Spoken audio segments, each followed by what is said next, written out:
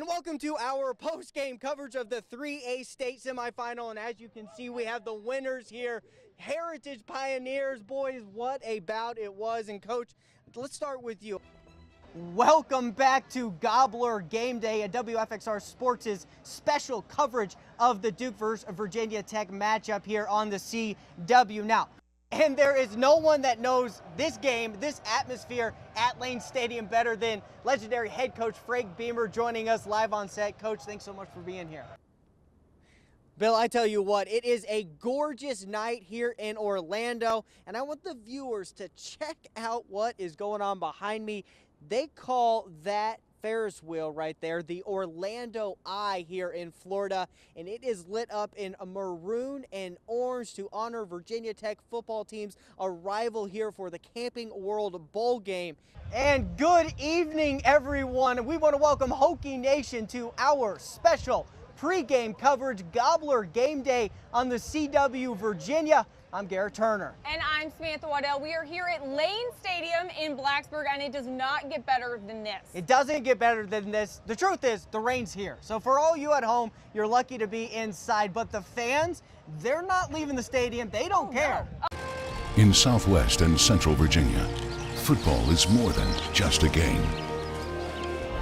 It's a tradition. It's a heritage built on hard work, built on pride, built on relationships and family. Friday Night Blitz, where high school football comes home. And when you think about going and playing in Morgantown, do you have a memory of playing there? Do you have I'm sure you tune everything out when the fans yell at you, but do you have any type of, I remember this West Virginia fan saying this to me. Do you have any of those memories? All season, our goal in this segment has been to take these incredible high school football players off the field and show you their backstory and really focus on how much football means to them and their family. For our last time this season, we open up the WFXR Storytime book and turn the page to a football story about Salem's Braden Overstreet and how the words football, family, and love all mean the same thing to him. Christmas time at the Overstreet's house looks like any other. Holiday cheer hung outside, candles lit, festive baby photos on the wall, and of course, a Christmas tree. But it's who's in those pictures and on the ornaments that make this football story unique. Well, this is probably one of Braden's first Christmas. This was Braden Overstreet well before he became a Salem lineman. His mom Candace always loves to reminisce. He had this giggle that would just make you laugh at him. Braden, his friends, and everyone else call him Buddha because he had the big cheeks, bald head, and so it just kind of stuck. His childhood was marked by a love of sports. One of the first pictures I remember my mom all showing me of when I was older was me putting my hands up, doing a touchdown. She said one of the first words that I said walking around the house was, touchdown, touchdown. That's always what I said. So football kind of always been the big thing in my life ever since I was a baby. It was Braden's dad, Mark, who really had a passion for football. And naturally, Braden would too. He had a football in his hand when he was born. His dad made sure of that. I think it's the greatest sport in the world. I mean, you get to legally go up to somebody and literally hit them. It's just taught him, I think, just how to be a great young man. But in August of 2016, life hit the Overstreet family hard.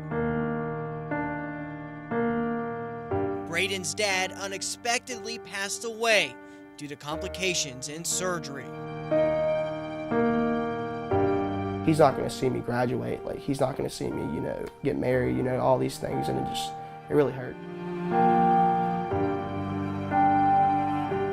It was really hard for me because, a big part of my life is sports, and I remember he was always there, kind of made me the person I am today, and it's the reason why football is so passionate in my life.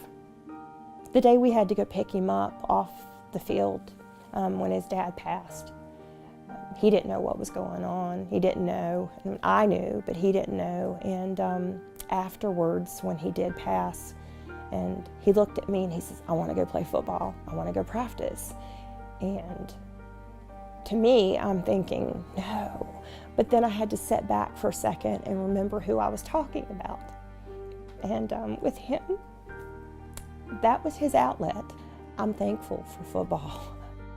That was his way of releasing that emotion and doing what he knew would have made my dad proud and our family proud. You know, he's so resilient, and I really admire him for that.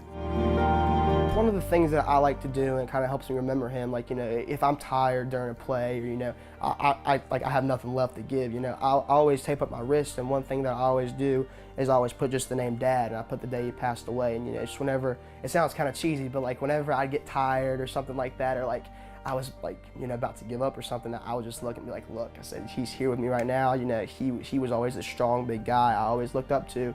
I'm like, if he's in my heart, you know I can get through anything I need to. I mean, Saturday night's gonna be the last time I'll be able to put on those pads, and I mean, that's a really, really surreal experience, and I wish she was there, you know, to be able to watch it.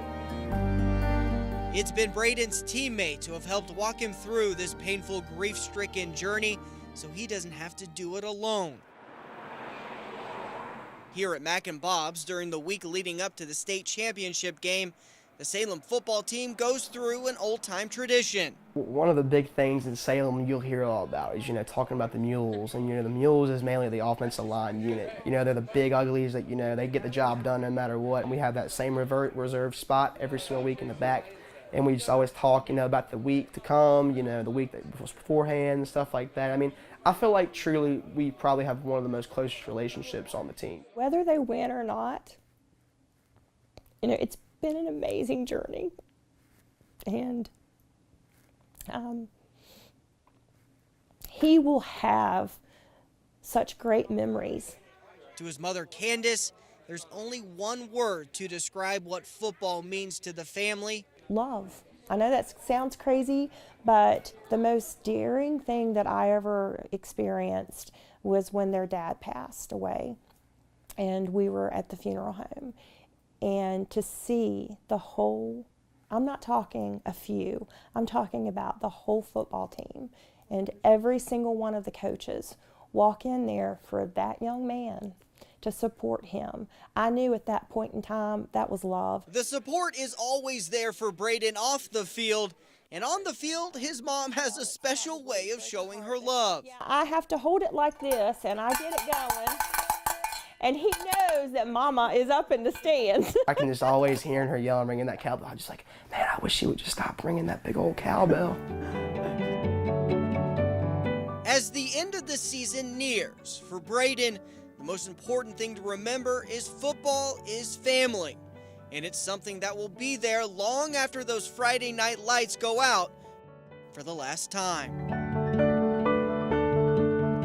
Braden and the rest of his Spartans, including the Salem community, will try to earn that 4A state title on Sunday against Louisa. For WFXR Sports, I'm Garrett Turner.